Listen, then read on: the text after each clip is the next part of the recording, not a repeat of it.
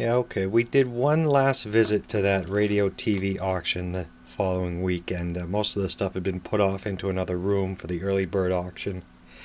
It was not up there with the main auction with the violins and jewelry and that sort of thing. So the radio TV stuff was kind of set aside to a side room in some of the back. And there was other folks bidding against me. In fact, I'll review the video from the last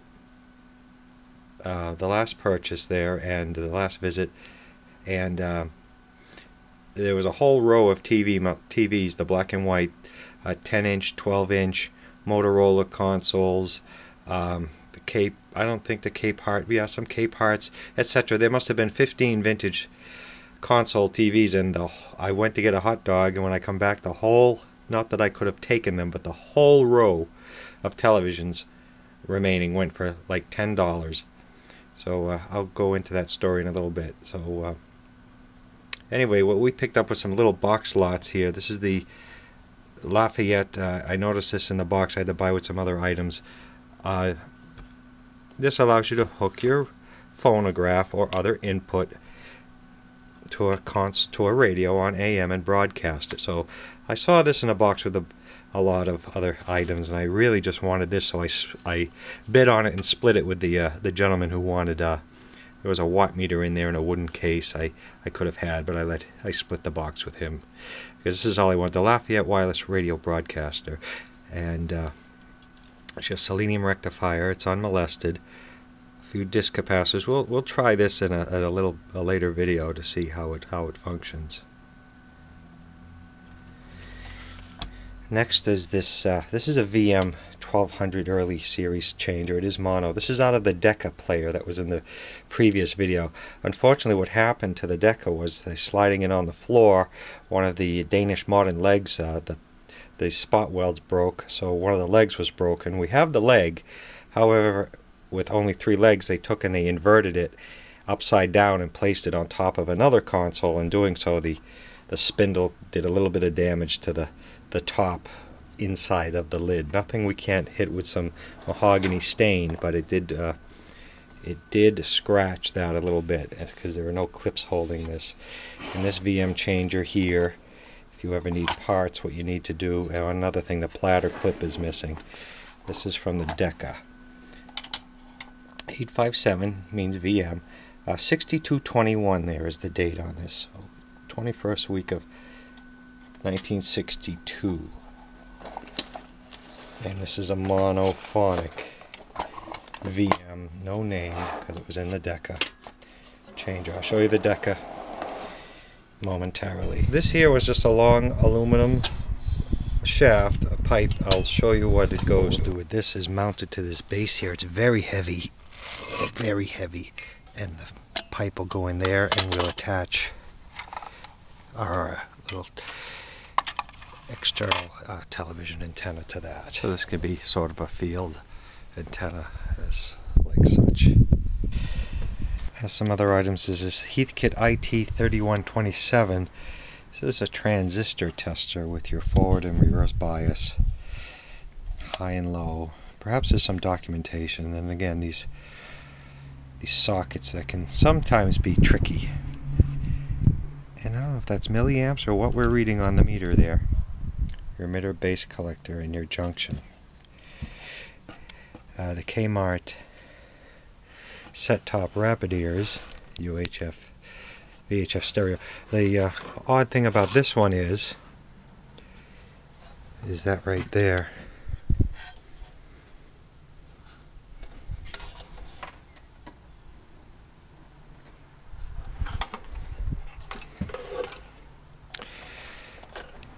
This also is in one of the boxes. You would press here to open it. 15 cents for 5 grams each. 12 tablets. You push it there and it opens. Of course, there's fuses in it. A little bare aspirin tin.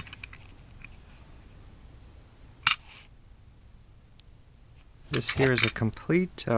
Folks were bidding against me on the Panasonic audio. There was a mini console that someone took, and a top-loading cassette deck with a tilted front meter panel, which was very nice. Not a scratch on it, but I lost that one. So we got this is about 1969, 70 or so. The mini BSR Panasonic.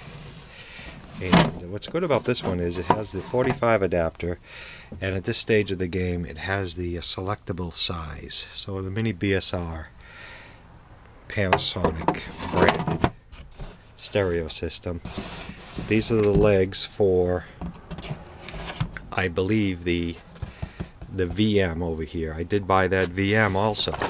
These were miscellaneous sockets, and I believe this will fit our B&K CRT tester, so that's welcomed.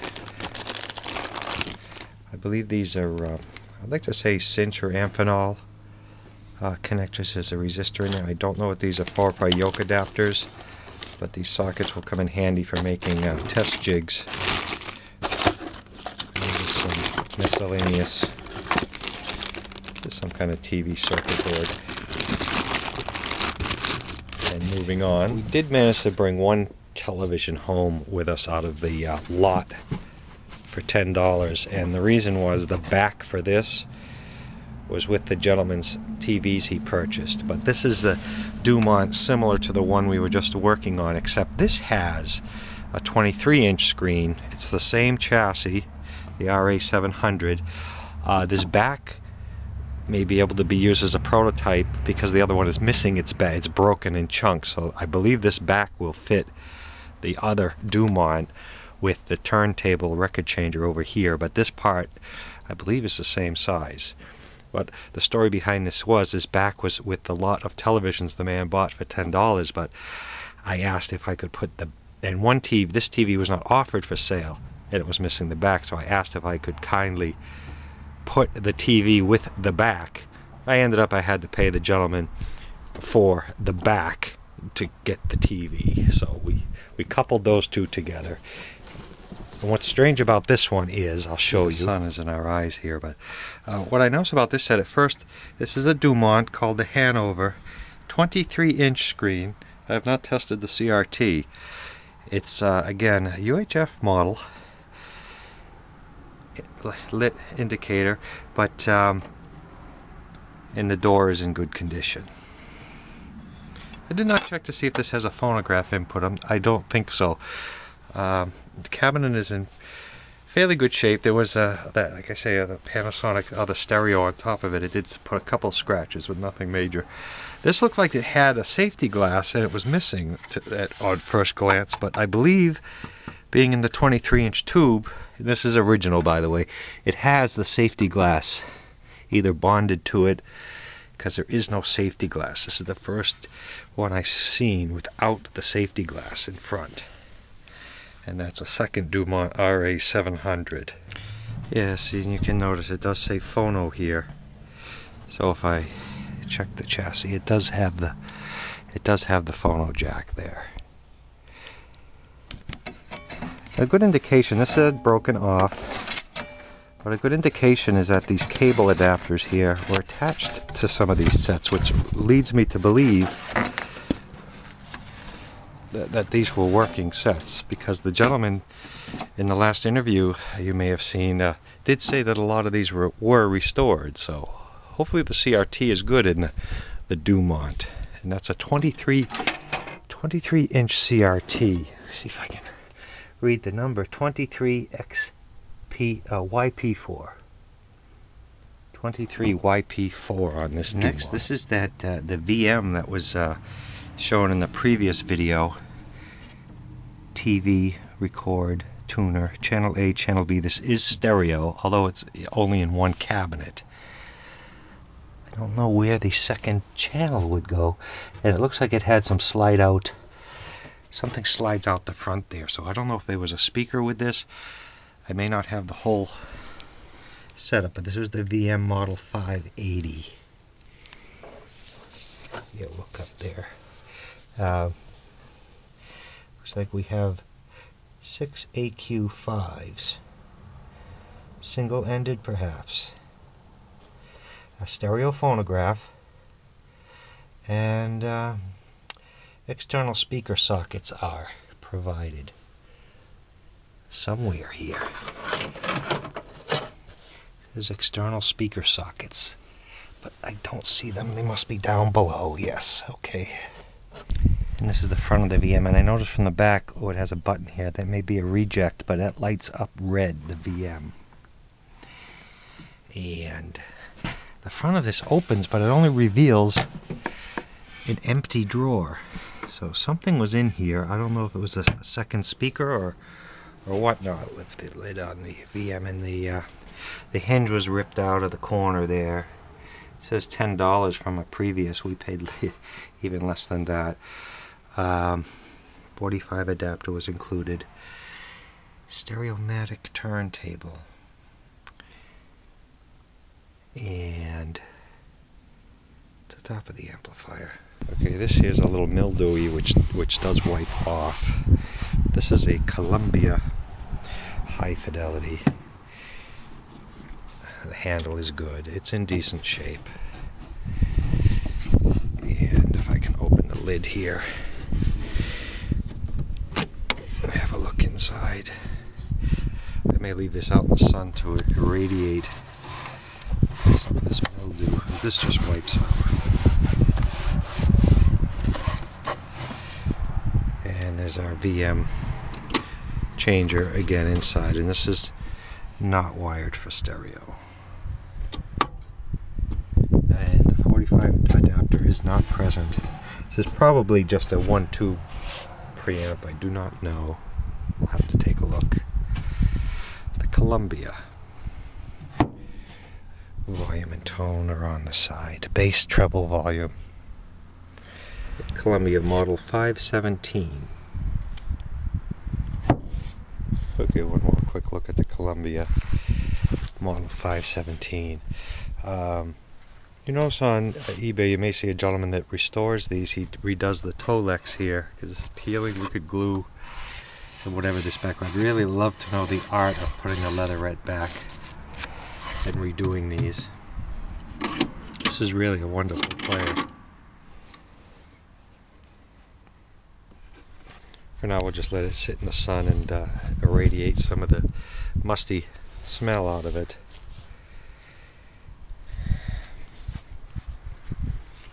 I'm going to look at the amplifier on the SAMs to see if it does have a preamp stage. The next orphan here is the Decca, the Miami 2. And this is a stereophonic model. The Miami 2. Full stereo. I may have an amplifier for this similar. This one again did have a little bit of mildewy that wipes off.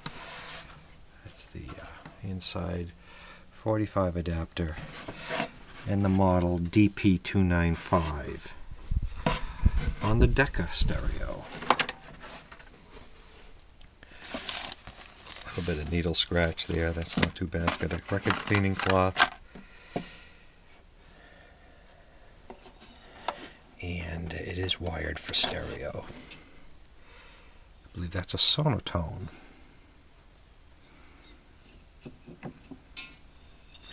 Not terribly heavy. And this speaker stays intact. No, and this speaker flips open.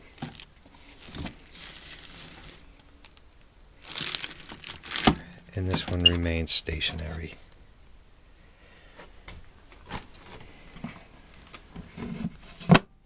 The Decca. Again, this is our other Decca with the broken leg. I would say broken. We could have this bracket tack welded back on like so, but sliding it, I'm sure they dislodged this leg, but they did include the leg, so we have the four legs on the Decca with the little round caps there. The schematic is kind of worn. I want to get a shot of that. And it's a 250 C5s in push-pull. driving one speaker.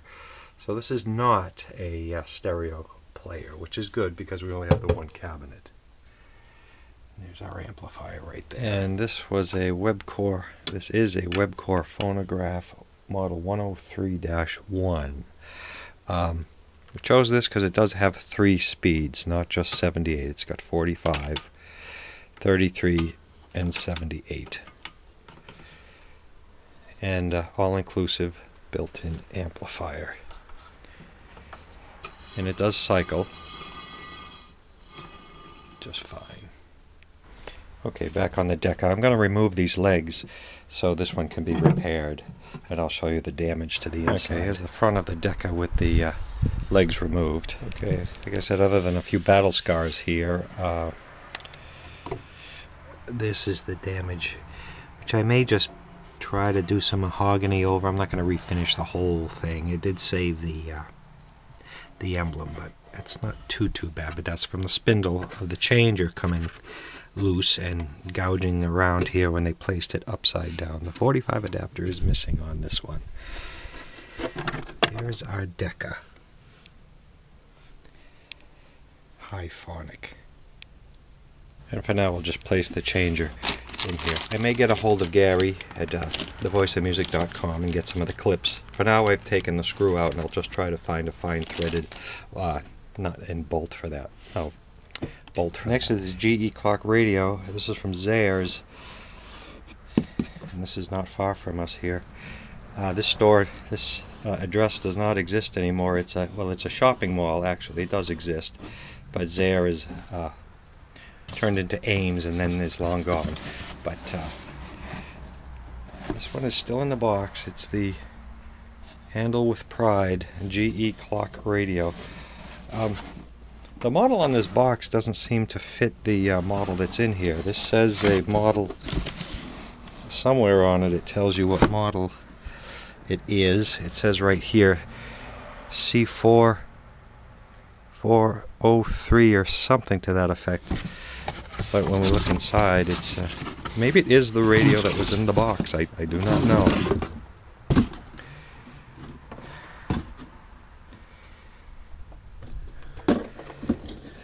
Cracked or broken, and it's a 1, 2, 3. It's the AM5 lineup, typical lineup there. And that's the GE clock radio. Next up, another unique item I've never seen before. This is a with a ball of solder here rolling around. This is a Webcore R127-27. I've never seen one. This is I'll call it a tub, phonograph in a tub record changer. The color is unique, and I've never seen one of these before. I'll show you the front of it. Okay, we're running out of time here for our little showcase, but this here is a both 12, 10, and 45 3-speed Webcore phonograph. I just want to take the I don't like stickers because it tends to take paint off when these people put stickers on things. That was a little nicked there anyway. I did pull the C-clip off here. I'm going to pull this platter off and just give this a little flacking, a little dusting. Here's the shot with the platter removed. A pretty good hefty size idler here, which is still supple, has no bumps in it, has a phenolic cycle mechanism that seems to be in continuous motion. Webcore isn't a favorite of mine as far as changers go, but I've never seen one like this. Removable head shell. And I say we'll put the turntable back on him. What's nice about these style, I've noticed with the 78s, it will actually push them off. For 78 you go over here, 45 7-inch it says there in the middle, and over here will be a 12, and it just pushes the records. This lever moves and pushes the records down the sloping slide here, which is gentler on the 78s than the spindle that just drops them, because they tend to crack when that happens.